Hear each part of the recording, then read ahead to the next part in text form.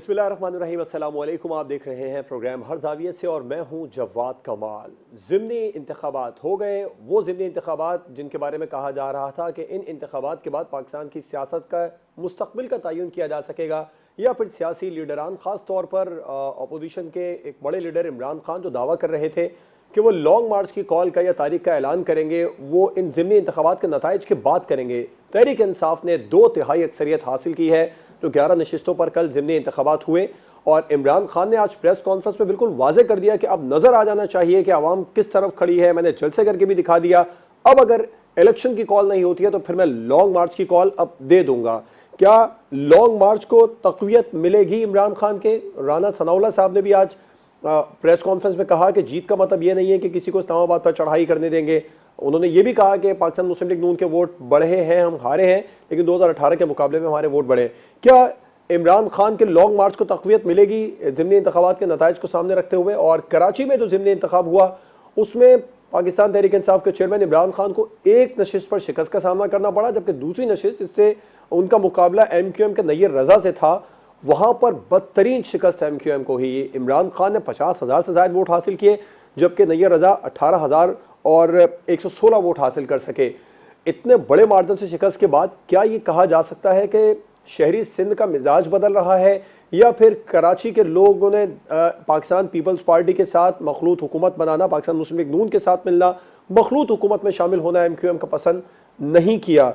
शहर का मिजाज क्या बदल गया? और प्रोग्राम के आखिर में हम बात करेंगे 2/3 अक्सरियत लेने के बाद भी इमरान खान ने प्रेस कॉन्फ्रेंस में कहा कि धांधली हुई, खास तौर पर जो NA 237 जहां पर अब्दुल हकीम बलोच ने उनको शिकस्त दी, वहां पर उन्होंने कहा जब डस्का में दोबारा इलेक्शन हो सकता है तो फिर कराची में भी दोबारा इलेक्शन होना चाहिए। कराची के इंतखाबी नताइज को नहीं मानता। इतनी ज्यादा वाज़ेह बरतरी के बाद भी इमरान खान ने इदारों पर तनकीद की। क्या इदारों पर तनकीद की रविश इमरान खान ने नहीं बदली अब तक? इस पर प्रोग्राम में बात होगी। अपने मेहमानों का आपसे तारुफ करवाएंगे। हमें ज्वाइन किया सीनियर तजियाकार शहजाद चौधरी साहब ने, सीनियर तजियाकार सज्जाद मीर साहब, सीनियर तजियाकार मसूद रजा साहब और सीनियर तजियाकार जवाद फैजी साहब प्रोग्राम में हमारे साथ मौजूद हैं। तमाम मेहमानों का बहुत शुक्रिया। शहजाद चौधरी साहब, इंतखाबी नताइज आ गए, तहरीक इंसाफ के लॉन्ग मार्च को तक़वियत मिलेगी अब? मेरा ख्याल है लॉन्ग मार्च से ज्यादा तो उनकी जो सियासत है उसकी पजीराई हुई है, और ये एक और आपके पास सबूत आया है कि इमरान खान इस वक्त अनकंटेस्टेड पाकिस्तानी पॉलिटिकल लीडर है जो कि सिर्फ सीन पे मौजूद है। अब आप इसकी जो भी वजूहात कह लीजिए, जो भी उसकी तौजीहात हम पेश करते रहें, लेकिन हकीकत यह है कि इमरान खान की पॉलिटिकल ऑपोजिशन आज मुल्क में एग्जिस्ट नहीं करती। दो जगहों की बात कर लेते हैं। मुल्तान, जहां पर पाकिस्तान पीपल्स पार्टी जीती, मेरे ख्याल में वो एक लोकल किस्म का कॉन्स्टिट्यूंसी रिलेटेड एक फाइट थी जो कि दो खानदानों के बीच में थी। उसका ताल्लुक ना पीपल्स पार्टी से है ना PTI से है, उसका ताल्लुक दो खानदानों की आपस की लड़ाई है। अब्दुल अलीम बलोच कराची में जो जीते, वो चाहे वो PTI को ज्वाइन करें, वो PPP को ज्वाइन करें, PMLN से लड़ें, वो जब भी करेंगे तो वो जीत जाएंगे मलीर से। मेरा ख्याल है ये भी एक वाज़ेह चीज़ है। वो कैसे इलेक्टेबल है जो कि अपनी सीट कंसिस्टेंटली जीतते आ रहे हैं। अच्छा, अब अगर ये दो चीज़ें हम निकाल दें तो फिर हम देखेंगे फिर तकरीबन 100% रिजल्ट है इमरान खान का। तो अगर इस किस्म का इमरान खान का रिजल्ट है तो आप देखिए 3 सीटें पंजाब के अंदर, पंजाब की PMLN कहाँ थी? इस वक्त सब की सब PMLN लंदन में बैठी है। जो मौजूद है पीछे, वो ये इतनी अपाहज नजर आती है कि वो तकरीबन अब हर कोई PMLN के अंदर ये कह रहा है कि जब तक लंदन वाली PMLN वापस नहीं आ जाती उस वक्त तक PMLN का कोई मुस्तकबिल नजर नहीं आता। ये जो PMLN पीछे रह गई है पंजाब पाकिस्तान में, चाहे वो शहबाज शरीफ साहब हैं या कोई और लीडरान है, इनमें इतना दमखम नहीं है कि इमरान खान का मुकाबला कर सकें। KP के अंदर आपको नजर आता है कि वो तकरीबन हावी है मुकम्मल तौर पर, और एक ऐसी सीट जो कि आमतौर पर जमीयत उलमाए इस्लाम ले जाती थी वो भी उन्होंने हासिल कर ली। तो मेरा ख्याल है कि more than Imran Khan, it is the other side जो कि आपको मुंतशिर, कमज़ोर और बिखरी बिखरी नजर आती है। तो इसलिए क्या इमरान खान को लॉन्ग मार्च की ज़रूरत है इन हालात के अंदर? मेरी नज़र में तो कोई ऐसी उसको जल्दी नहीं है। उसने ये एक ऐसा तलवार जिसे कहते हैं लटका के रखी हुई है, जिससे कि उसने बहुत सारी जगहों को अननर्व किया हुआ है कि पता नहीं मैं कब कॉल दे दूं और क्या हो जाए। बात यह है कि इलेक्शंस का फैसला होना है। मेरा ख्याल है दिसंबर के महीने तक, एंड ऑफ दिसंबर के महीने तक कुछ अंदाज़ा हो जाएगा कि इलेक्शन कब होने जा रहे हैं। ना ये हुकूमत बहुत ज़्यादा मजबूत है और ना कोई और सियासी लीडर सामने कोई और नज़र आ रहा है। मेरा ख्याल है इमरान खान ने साबित किया है कि वो इस वक्त एक uncontested political leader on the scene है। बिल्कुल ठीक। सज्जाद मीर साहब, आप भी मुत्तफ़िक़ हैं शहजाद चौधरी साहब की इस बात से कि इमरान खान ने साबित कर दिया है कि उनका मद्दे मुकाबिल कोई नहीं है? और दूसरा, क्या उनके लॉन्ग मार्च को तक़वियत मिलेगी अब इस नताइज के बाद? देखें, ये तो इसमें तो कोई शक नहीं है कि इस वक्त इमरान खान अपनी पॉपुलैरिटी की इंतहा पर है, मगर इसमें भी कोई शक नहीं है कि अभी तक जितने इलेक्शन हुए हैं, जिन जिन सीटों पर इलेक्शन हुए हैं, इससे पहले 15 सीटों पर और अब जो 8-9 जितनी सीटों पर भी हुए हैं, ये सारी की सारी सीटें जो हैं जो पीटीआई की जीती हुई सीटें थी। सूबाई असेंबली में मुस्लिम लीग की एक आध सीट थी जो वो हारी है, जो उड़ के डिफेक्ट किए हुए लोग थे वो उस पर हारी है। लेकिन अगर इस तरह की तजिए करने हैं, इस तरह का हमने करना है, तो एक और एंगल में बता देता हूँ कि कोई सूबा जो होता है, सूबाई हुकूमत जो होती है, बाई इलेक्शन नहीं हारती। खैबर पख्तूनख्वा की तीनों सीटें जो हैं, एएनपी कमजोर जमात नहीं, जेआईयूआई कमजोर जमात नहीं है, लेकिन वहां हुक्मरान जमात कौन है? पंजाब की कोई सीट स्वाय उसके जो मुल्तान की, जिसका शहजाद चौधरी साहब एक वजह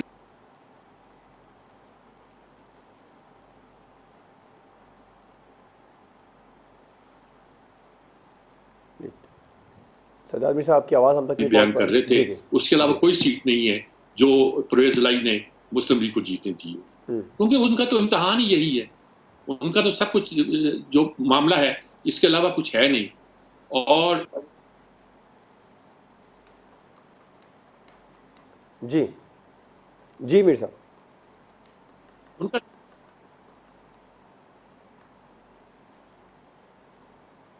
ये देखिए, ये दूसरी बात ये है कि जो बीच में शायद करप्शन आ गई थी।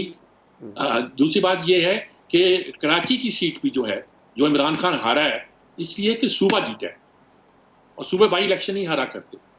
हाँ, एमकेएम का जो हाल हुआ है, जो हशर हुआ है, वो सोचना पड़ेगा कि एमकेएम कहाँ खड़ी है, ठीक, उसका क्या हशर कर 3 जमातों 4 जमातों में बटी हुई है, जी, और उनके अंदर वो उनकी कोहिजन जो थी, जो अल्ताफ हुसैन था उनका लीडर था, वो मौजूद नहीं है। जी, अगर ये है कि ये अब तो ये लोग कहना शुरू कर दिया है कि अगर आपने नवाज शरीफ को लाना है तो अल्ताफ हुसैन को बुलाएं। ठीक है, तो ये सारा वो नक्शा है जो यकीनन तशवीशनाक भी है, परेशान कुन भी है, और ये हो सकता है। इमरान खान लेकिन फिलहाल लगता नहीं है मुझे कि लॉन्ग मार्च की कॉल देंगे। ठीक है, वो कह रहे हैं कि मुज़ाकरात हो रहे हैं, और वो ये जो जिन बातों पर उनका इसरार है वो तो 2 चीज़ें हैं। एक तो ये है कि चीफ इलेक्शन कमीशन पर उन्होंने अभी एतराज़ किया है। दूसरा ये आर्मी चीफ का तकर्रुर नवाज शरीफ और आसिफ जरदारी ना करें। ये नवाज शरीफ और ठीक आसिफ है मीर साहब, जरदारी इस कहाँ पर से आ गए मैं बीच में अगले तकर्रुर करने सवालात में वाले? आपसे डिटेल में वो तो बात शहबाज करूंगा, शरीफ ने बिल्कुल करना ठीक है। होगा। मसूद रजा साहब, आप क्या समझते हैं, तहरीक इंसाफ के लॉन्ग मार्च को तक़वियत मिलेगी अब जो नतीजा सामने आया? जी, जो नतीजा सामने आया है उसने तमाम हकीकत खोल के सामने रख दी है, और इमरान खान के हाथ में ये मालूम होती है, क्योंकि चाहे वो पंजाब में इलेक्शन हो, चाहे वो केपी में इलेक्शन हो, चाहे वो अक्सरियत तो इमरान खान ने हासिल की है। और हर इलेक्शन दूसरे इलेक्शन से मुख्तलिफ होता है, कुछ सीटें आप विन करते हैं। देखा यह जाता है कि अक्सरियती पार्टी कौन उभर कर आ रही है। अगर आप देखें तो इस वक्त इमरान खान जो है वो विफाक की इकाई है, विफाक की अलामत बने हुए। नून लीग सुकड़ी हुई एक जमात है, सिमटी हुई एक जमात है। पीपल्स पार्टी का भी यही हाल है। एमकेएम का आप हशर देख रहे हैं। मौलाना फजल रहमान साहब जो अपने कैंडिडेट को लेकर आए थे, जिनके बारे में कहा था उन्होंने कि ये इमरान खान के पल्ले के आदमी हैं, उनको भी शिकस्त का सामना करना पड़ा। एएनपी को शिकस्त का सामना करना पड़ा। तो इसमें तो अब कोई दूसरी राय नहीं है कि इमरान खान बहुत मकबूल हैं, और इमरान खान की गिरफ्त मुल्क की सियासत पर है, और अवाम उनके साथ मौजूद हैं। तो इमरान खान के पास अब ज्यादा ऑप्शंस हैं। इमरान खान बिल्कुल जैसे शहजाद चौधरी साहब फरमा रहे हैं और सज्जाद मीर साहब फरमा रहे हैं, गुज़िश्ता प्रोग्राम में भी मैंने ये बात की थी कि इमरान खान साहब थकाने की कोशिश कर रहे हैं, मरकजी हुकूमत को थका रहे हैं। वो उनको तैयारी में लगा के रखा हुआ है, किसी वक्त भी वो कॉल दे देंगे। तो मुझे नहीं लगता कि वो कॉल देने जा रहे हैं। मुझे ये लगता है कहीं बातचीत जरूर हो रही है, और शायद लॉन्ग मार्च की नौबत आएगी भी नहीं। इन इलेक्शन से, इन नताइज से ये जरूर साबित हो गया कि इमरान खान अवाम में मकबूल हैं, और जब भी इलेक्शन होगा तो वो मुल्क की तमाम जमातों को जो पीडीएम का हिस्सा है जी, उनको न सिर्फ टफ टाइम देंगे बल्कि उन पर सब पोजीशन में मौजूद हैं। बिल्कुल ठीक। जवाद फैजी साहब, आप क्या समझते हैं, इंतखाबी नताइज सामने आ गए, इमरान खान ने 2/3 अक्सरियत से कामयाबी हासिल की, क्या लॉन्ग मार्च को तक़वियत मिलेगी? देखिए, लॉन्ग मार्च मेरा नहीं ख्याल कि होगा। अभी मसूद रजा भाई ये कह रहे थे कि वो हुकूमत को थका रहे हैं। मैं समझ रहा हूँ कि इमरान खान साहब खुद भी थक रहे हैं। कभी किसी अदालत में कभी कोई ऐसा बयान दे देते हैं, कभी कोई ऐसी जारहाना पॉलिसी इख्तियार कर लेते हैं, कभी ऐसा कोई खिताब फरमा देते हैं जिसकी वजह से वो खुद भी थके हुए नज़र आ रहे हैं। और जहाँ तक ये बात कि उन्हें तकरीयत मिली है, हम इस जाविये से क्यों नहीं देखते, हर जाविये से देखना है ना आपके तो प्रोग्राम में, इस जाविये से क्यों नहीं देखते कि जो वोट पहले लिए थे वो उतने ही मिले हैं या उसमें पीटीआई के वोटों की कमी आई है सामने। और इसके साथ साथ ये भी अगर देखा जाए कि क्या ये वन मैन शो है, क्या ये एक सियासी जमात है, क्या ये एक ऐसी तंजीम है जिसके मामलात को लेके चलना है। क्या आइंदा जनरल इलेक्शन में 272 नशिस्तों पे इमरान खान साहब इलेक्शन लड़ेंगे? देखना तो ये भी है कि 6 आप जीत गए 7 में से, और आपने कहा बड़े मकबूल हो गए हैं। आप ये देखिए कि कितना फ़र्क रह गया है मुखालिफ उम्मीदवार और उनके वोट्स के अंदर, और पहले कितना था, इसको भी सामने रखना पड़ेगा। और इसके साथ साथ ये भी देखना पड़ेगा कि मैं तो ये समझता हूँ कि उन्होंने अपनी मकबूलियत का ग्राफ चेक करने के लिए मुल्की वसाइल जो है इस्तेमाल करवाए हैं, करोड़ों रुपए लगे हैं। अब 6 नशिस्तें फिर खाली करनी है। अब वो मियाँ वाली नहीं रखते तो कोई और रख लेंगे, तो फिर भी 6 तो खाली करनी पड़ेंगे, फिर उस पर इलेक्शन होंगे। तो क्या खान साहब हर ज़िमनी इलेक्शन में खुद ही सामने आते रहेंगे, वो खुद ही तकरीरें करते रहेंगे, खुद ही एमएनए बनते रहेंगे? लिहाजा उस सारी कैफियत में मैं इसको एक गैर संजीदा पॉलिसी समझता हूँ। उनकी मकबूलियत तो पहले भी पता है, जलसे उनके अच्छे होते हैं, खिताब उनके लोग सुनते हैं, और वो जब कलमे से और सीरत से भी आज़ाद करते हो तो लोग उस पर भी झूम रहे होते हैं। जलसे तो यहाँ बन जाते हैं। वो सज्जाद मीर साहब लाहौर में तशरीफ रखते हैं, वो बाटी चौक में आप चले जाए, वो न्योले का तमाशा दिखाता है तो वहाँ 1000 बंदा खड़ा हो जाता है। लिहाजा असल इशू तो ये है कि क्या संजीदा कारी है, क्या जो उनके बयानात थे, जो कौमी इदारों के हवाले से उनका तर्ज तखातुब था, क्या उनकी जो ऑडियो लीक्स हुई उसमें भी कुछ संजीदा कारी दिखा। ठीक है, ब्रेक पर जाएंगे। ब्रेक के बाद बात करेंगे। कराची में MQM पाकिस्तान को बदतरीन शिकस्त हुई है। इस बदतरीन कारकर्दगी की वजह क्या है? क्या शहर का मिजाज बदल रहा है? ब्रेक के बाद इस पर बात होगी।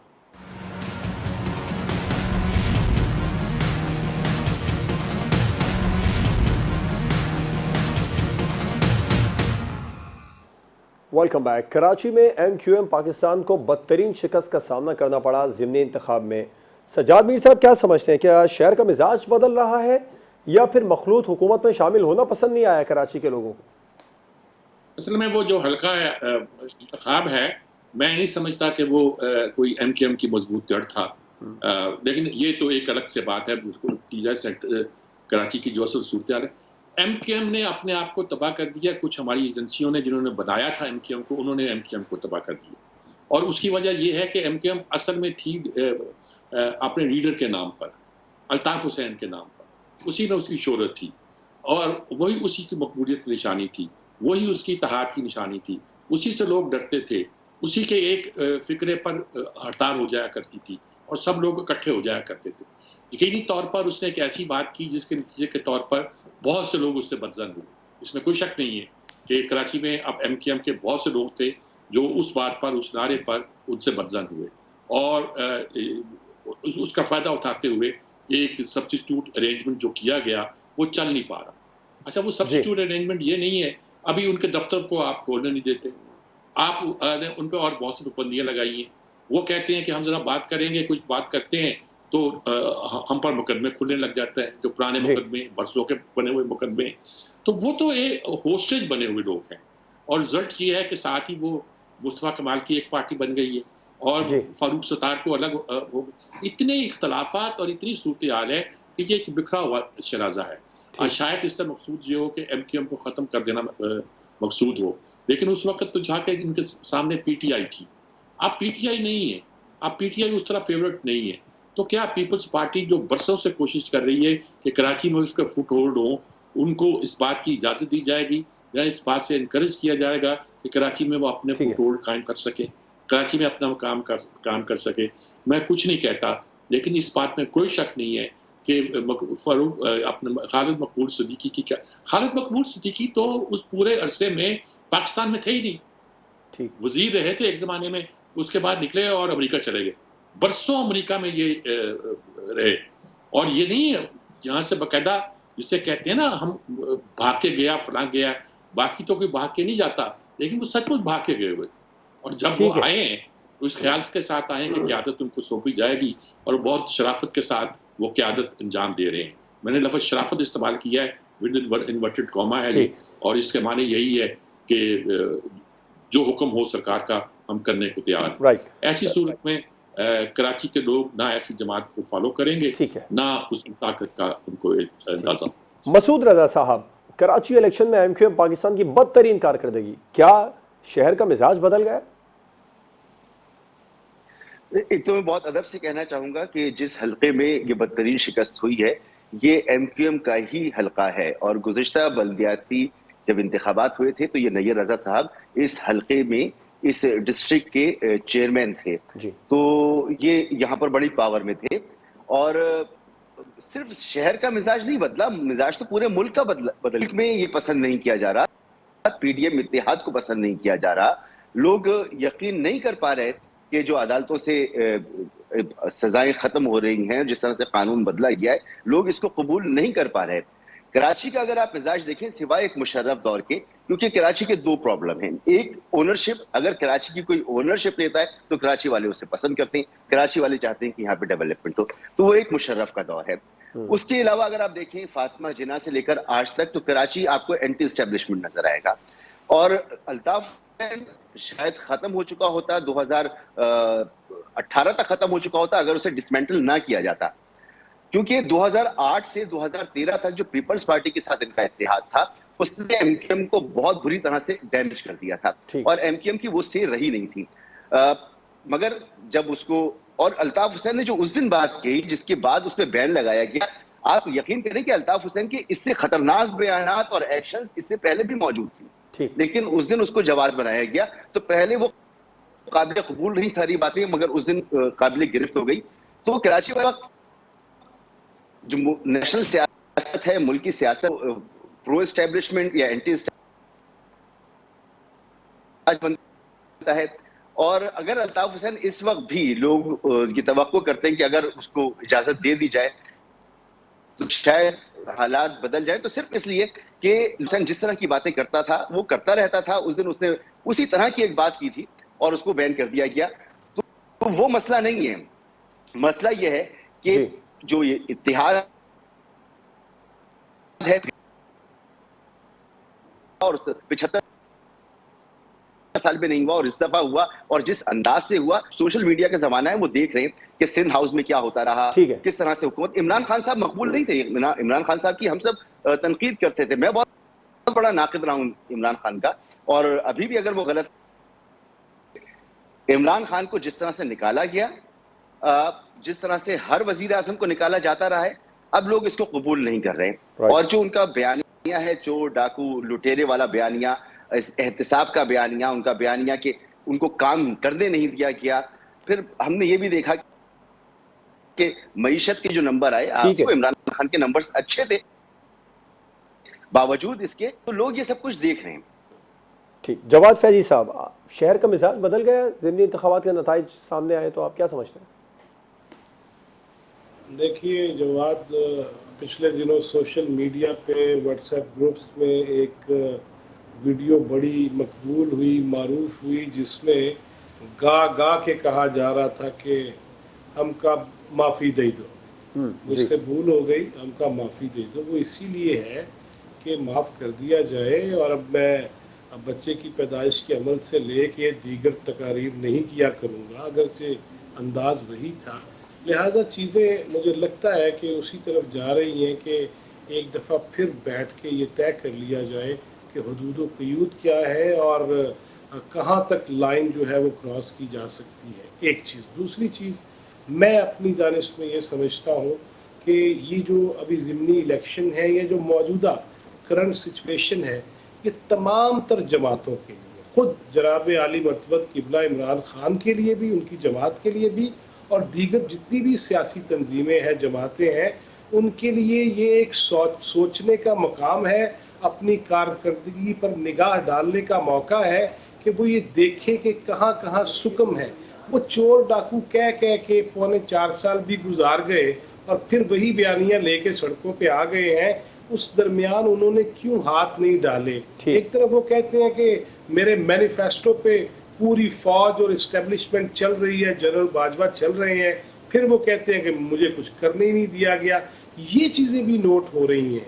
ये भी देखा जा रहा है कि अगर जिनको वो चोर कहते रहे, डाकू कहते रहे, जी। तो इसी मुल्क में हमने गोगी के स्कैंडल भी देखे, ठीक है। हमने बहुत सारी चीजें, पिशावर की मालम जब्बा केसेस को हमने दफन होते हुए भी देखा, हमने बहुत कुछ देखा है। और मैं ये समझता हूँ कि एक उम्मीद थी अगर मीडिया वालों के लिए भी या पाकिस्तान के अवाम के लिए भी कि जनाब आली मर्तबत किबला इमरान खान इस मुल्क के निज़ाम को बदलेंगे और पासपोर्ट ठीक है, के फैजी लिए साहब, हमें आपका बाहर जवाब जाना आया। नहीं पड़ेगा अपने पासपोर्ट बनवाने के, अगर उन्हें मुल्क से लोग आया करेंगे।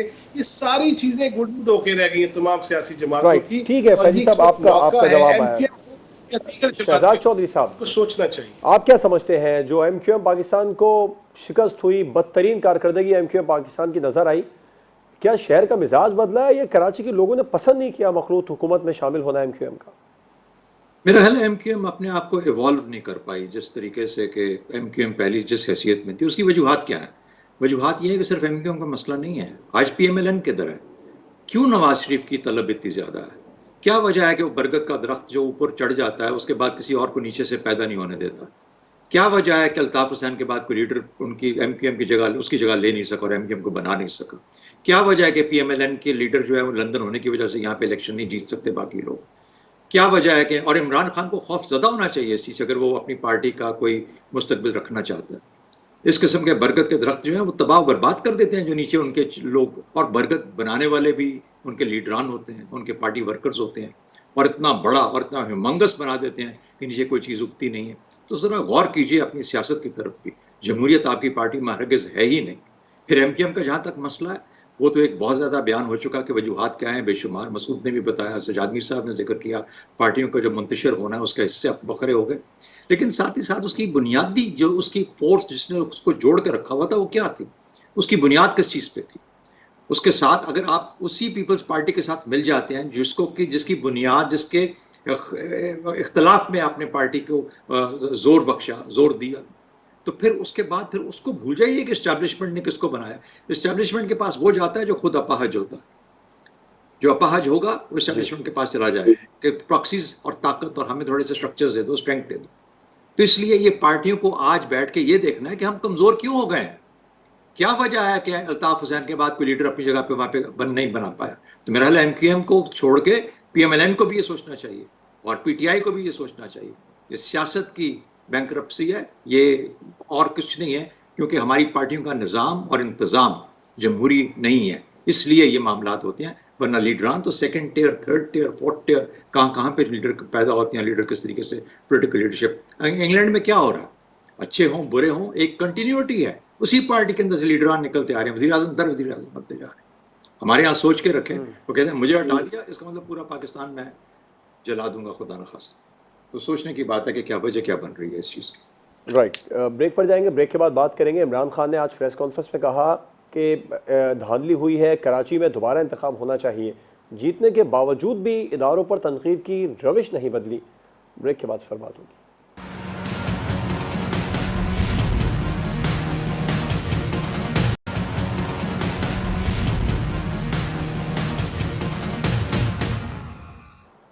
Welcome back. जीत के बावजूद इमरान खान ने इलेक्शन कमीशन ऑफ पाकिस्तान पर तनकीद की धांधली का इल्ज़ाम लगाया।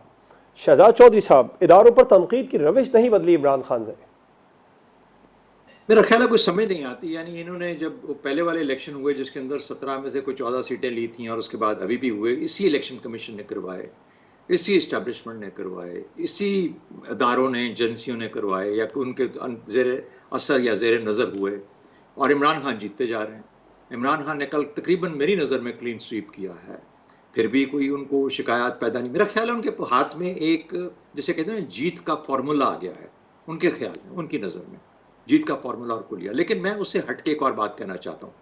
इस वक्त हम सबका जो सवाल होना चाहिए इमरान खान से कि आपकी शख्सियत को और आपके नैरेटिव को तो तक़वियत मिली या उसको तो उन्होंने पजीराई मिली, लेकिन हमारे जो वोटर्स हैं, जो इलेक्टोरेट है, उसको अभी तक ये समझ नहीं आई कि वोट शख्सियत को और नैरेटिव को नहीं दिया जाता।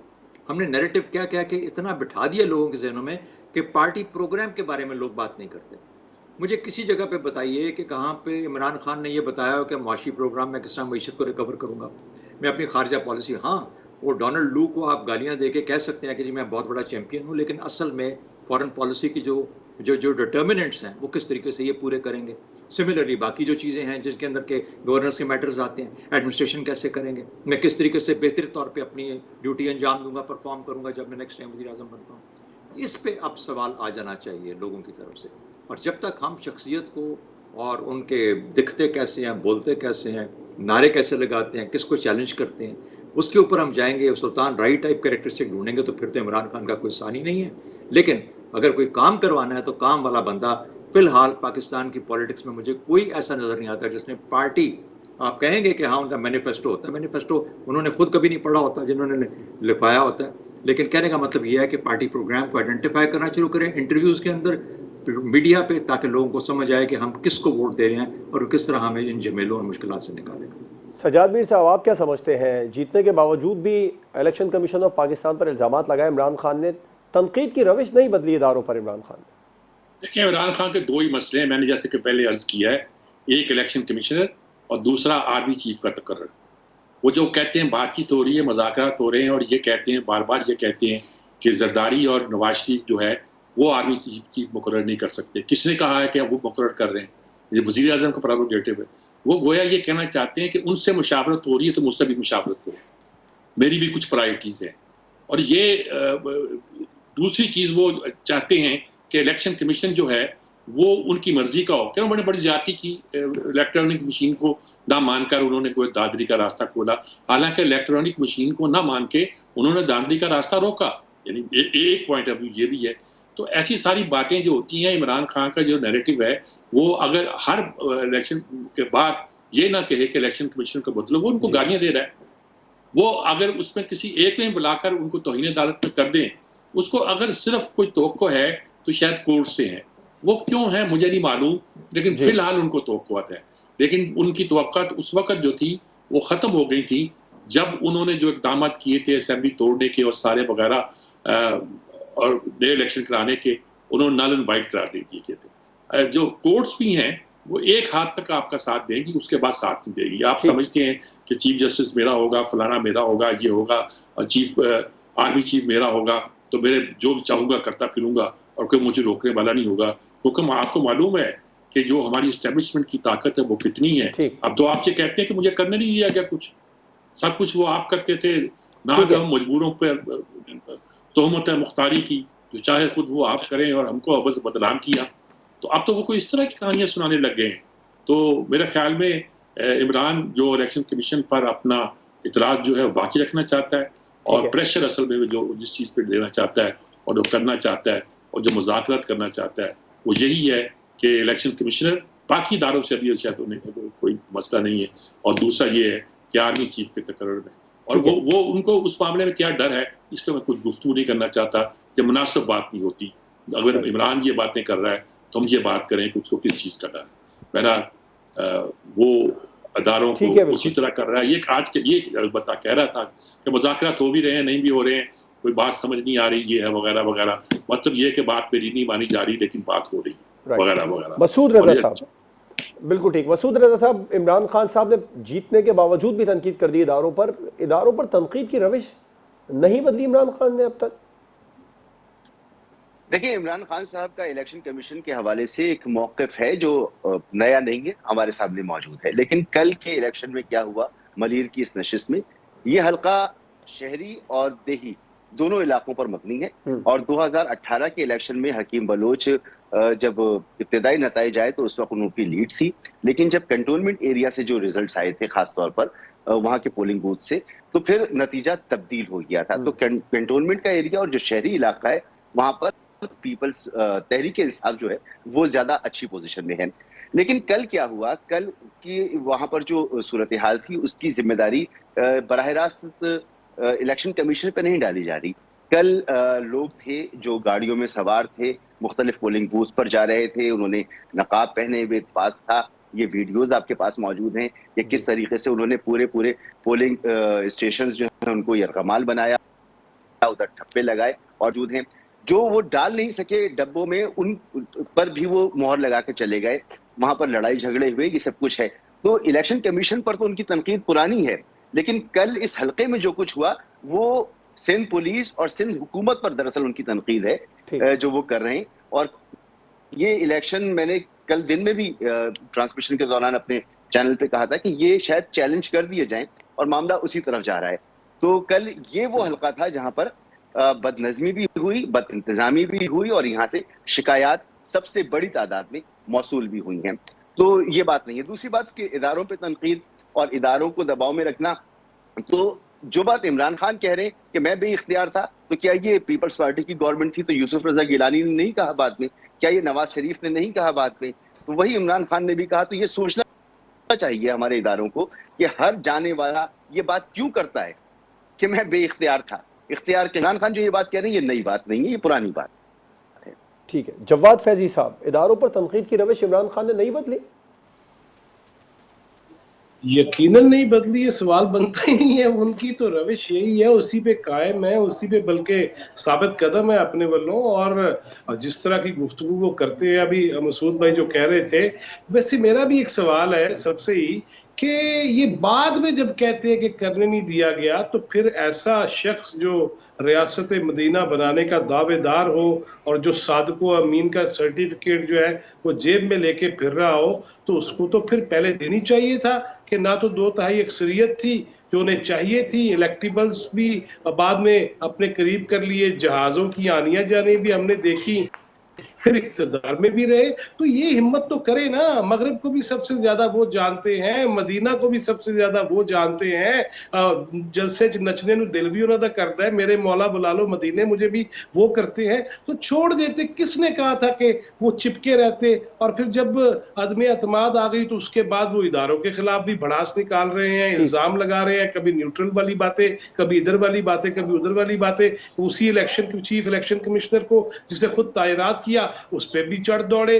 कौन सा इदारा बचा है उनसे? लिहाजा चाहिए तो ये था कि उसी वक्त ये जो है कलमा हक बुलंद करते और कहते कि जिस तरह वो कहते हैं कि ला इलाहा इल्लल्लाह, अगरचे मोहम्मद रसूलुल्लाह नहीं कह पाते, लेकिन उन्हें चाहिए था कि वो उस वक्त कहते कि मैं तो अल्लाह से सिर्फ डरता हूं और उसी की इबादत करता हूं, उसी से मदद मांगता हूं, ए पीजे हुकूमत और ये हूं मैं। लिहाजा जब चले गए, फिर आपने देख लिया 5 बंदे मैंने कर लिए हैं, 5 और कर लो, इतने यूं कर लो, इतने कैसे कर लो, ये सारी क्या चीजें हैं? आप साबिकीन को तो इल्जाम लगाते हैं, चले जी वो बुरे होंगे, लेकिन ठीक है, जवाद फैजी साहब का पॉइंट है। मसूद रजा साहब, सज्जाद मीर साहब, जवाद फैजी साहब, शहजाद चौधरी साहब प्रोग्राम में हमारे साथ मौजूद थे। तमाम मेहमानों का बहुत शुक्रिया। प्रोग्राम आपने देखा नाजरीन, आपसे मुलाकात होगी इंशाल्लाह कल। इजाज़त दीजिए, अल्लाह हाफिज़।